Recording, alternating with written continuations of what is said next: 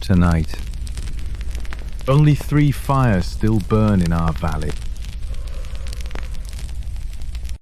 I sit at the mouth of the cave and count them the way I count my own fingers, as if checking they are still there might keep them from vanishing.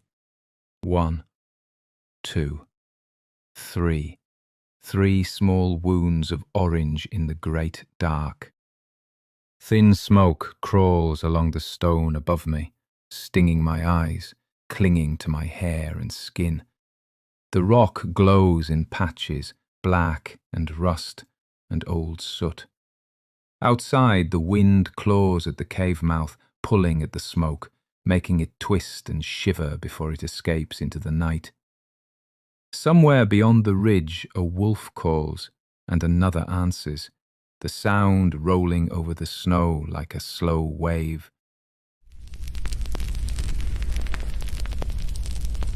We used to be louder than wolves. I remember when this valley was a bowl of fire. Every cave, every hollow, every crack in the rock held a flame. At night, when I stood here, the darkness was broken by dozens of lights. We would argue over whose fire burned the brightest, laugh when the children carried burning sticks from one family to another like stolen sons. The air was thick with the smells of meat and fat and drying hides, of bodies pressed close together. Voices tumbled over each other, stories, songs, teasing, the hiss of old women scolding, the shrieks of children chasing each other through the snow.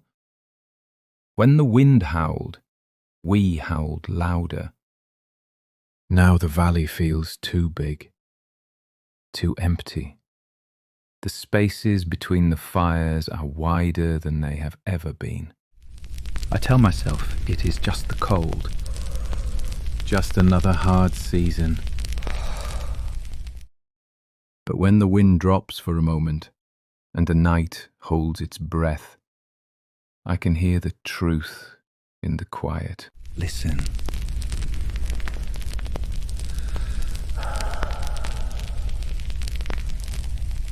There are no distant shouts, no late songs, no crack of unexpected laughter from the far side of the valley.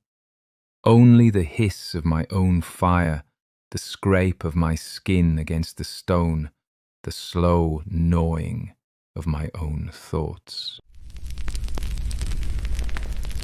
I remember the last time all the caves were lit. It was at the end of the warm season, when the leaves were red and the air tasted of smoke and ripe fruit. We sat in a circle of flames that seemed to go on forever, every face picked out in firelight, old scars, missing teeth, the sudden shine of eyes when someone told a story we had all heard 100 times before. A child threw a handful of dry leaves into the fire. A child threw a handful of dry leaves into the fire, and for a heartbeat, everything flared gold. I looked around then and thought, this will never end. We are too many. We are too strong. I did not know I was already remembering a ghost. So I count the fires instead. 1, 2, 3. So I count the fires instead. 1, 2, 3. As if numbers could hold back the dark. Soon, even 3 will feel like a memory. We thought the cold was our enemy. We did not see the emptiness spreading between us. I keep their names in my head. I do not speak them. I keep their names in my head now. I do not speak them anymore. I roll them over my tongue in silence, like stones I am afraid to drop. Velka, Nara, my brother, my little one. If I speak them into this empty cave, the echo comes back with no answer, and it feels like losing them a second time. I move through the places where they used to sleep, careful not to step where their bodies once lay. The cave remembers their weight better than I do now. Each hollow in the firs is a memory pressed into the ground. My brother's place, where his laughter used to shake the stone. My little one's nest, small and curled, where she would hide when the storms howled. Velka, Nara. My brother, my little one with a scar. Velka, Nara. I say them inside my skull so often that the names no longer sound like sounds, only like the shape of their faces. Velka, my brother, who laughed too loud at the fire, whose joy made the wolves sound small. Nara, my little one, with the tiny scar above her eye. She touched it when she was thinking, as if the bone beneath it held a secret. The places where they slept are cold now. The firs have kept the shapes of their bodies, hollow shells made of hair and hide. I do not smooth them out. I do not shake them clean. If I disturb them, it will be like admitting they will never lie there again. I listen for their voices in the dark, but only the wind answers. Sometimes it slips through the cracks in the stone and almost sounds like my brother laughing, or my little one calling my name. I know it is only air and rock and my own wanting, but still I turn my head. Still I look. When a name disappears, that is a second death. When a name disappears from my thoughts, when I reach for it and find only emptiness, it is worse than the first time they left. The ground took their bodies, time takes their sounds. I feel my mind becoming a cave too, with its own dark corners where things are lost. That is a second death. When the name is gone, when the sound of it will not come, they fall away from me again. First the world takes their breath, then my mind takes their echo. I feel them slipping, one by one, like embers sliding into ash. They call us simple. They are wrong. They call us simple. They are wrong. They look at our faces and see only bone and shadow. They see the heaviness of our brow, the thickness of our hands, and they think slow, clumsy, less. They do not see how fast we count the signs of the world, how a single broken twig is enough to tell us who passed, how long ago, and whether they were afraid. They do not see us weigh 10 paths in a heartbeat and choose the one that does not kill our children. My hands remember more than their stories ever will. When I shape flint, I am speaking to stone.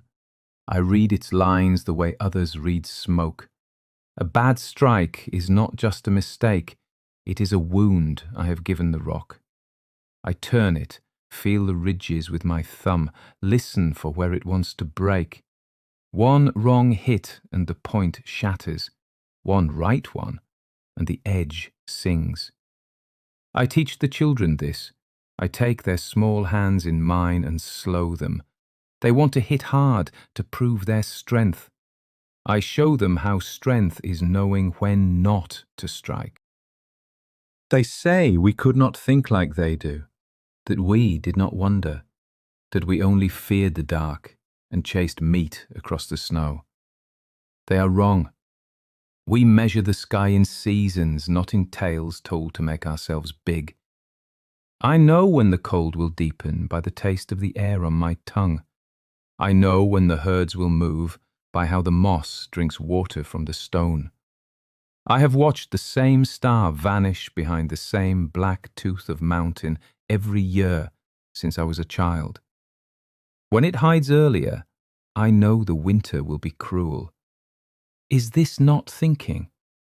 Is this not knowing?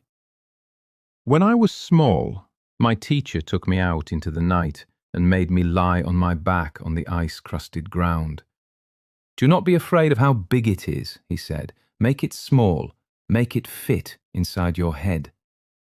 He made me follow one star with my finger as the hours crawled by, feel how it moved, how the world turned under us. My back froze, my teeth shook, but my mind learned the slow turning of the sky. Now, when I wake in the dark with no fire, I know where I am by the way those cold lights have shifted. I carry the shape of the heavens in my bones. We knew enough to survive ice and darkness, but we did not understand what was coming. The storytellers were the first to stop lighting their fires. The storytellers were the first to stop lighting their fires. At first, we did not understand. We thought, they are hunting later, sleeping earlier, saving wood. But when night fell, their caves stayed dark. You learn the shapes of other people's fire from far away, the sharp orange of fresh kindling, the steady gold of a long-tended bed of coals, the wild, tall flame of a feast. Those lights had names in my mind.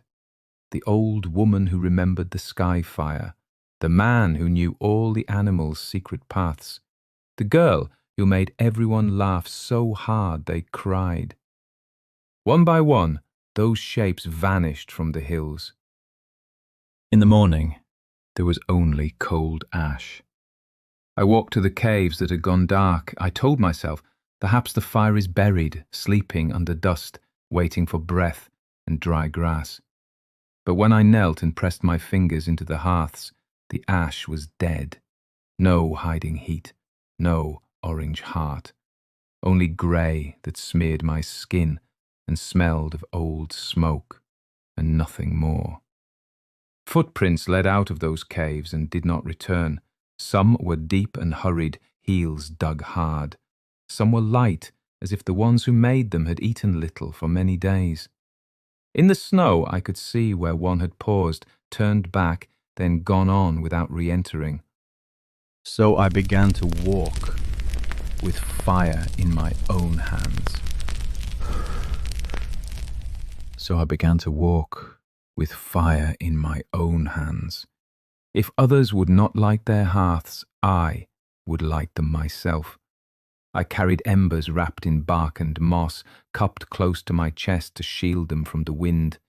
The heat bit my wrists, the smoke crawled into my nose and would not leave. I went from cave to cave, from hollow to overhang. I knelt on strangers' floors, blowing gently on tinder, coaxing flame where there had been only dark. I spoke their names so the fire could hear them, even when no one answered. Sometimes there was a face in the shadows, watching, eyes too tired to hope. I would say, sit, listen. I will tell one of the old stories while this fire learns your breath. And I did, even when my voice was raw. But the gatherings grew smaller. Once there had been many fires under one sky, each with its own circle of voices. Now we crowded the last ones together. One night, everyone who still remembered the oldest stories came to a single place. The cave seemed too small for all the ghosts we carried with us. We sat close, shoulder to shoulder, so near the flame that the heat stung our faces and the backs of our heads chilled in the draught. We told the stories as they had been told to us, of the first time we trapped the sky fire in dry grass, of the hunt where the mammoth fell into the hidden pit, of the child who followed a wolf and came back knowing its paths. But there was no laughter. When the funny parts came, mouths twitched and then went still. We listened like starving people licking empty bones. That night, I listened harder than I had ever listened before. Every word felt like a coal that might go dark if I did not hold it in my mind. I mouthed the stories along with the elders, afraid that if their voices stopped, mine would not be strong enough to remember the shapes alone. That night, I swore to remember everything. This confession is all I have left to give. If my words still burn in you, let them stay.